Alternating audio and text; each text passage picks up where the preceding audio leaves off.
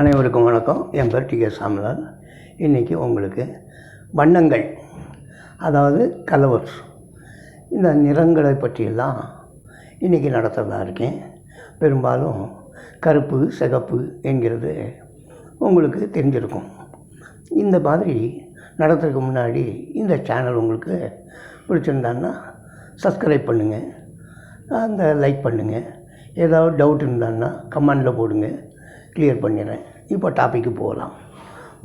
கருப்பு என்கிறதுக்கு காலா, ஆங்கிலத்தில் பிளாக்.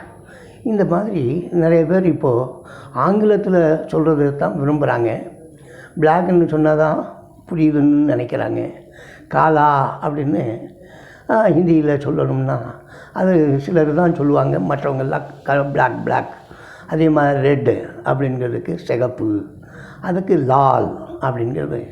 பிறகு மற்ற வண்ணங்கள் முக்கியமானது. பீலா என்றால் மஞ்சள், நீலா என்றால் நீல நிறம், ஹரா என்றால் பச்சை நிறம்.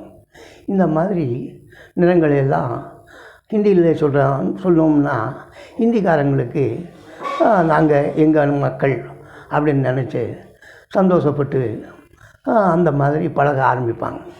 ஆனால் ஆங்கிலத்திலேயோ தமிழ்லையோ சொல்லும்போது கொஞ்சம் விலகி இருக்கிற மாதிரி நினைப்பாங்க. धन्यवाद।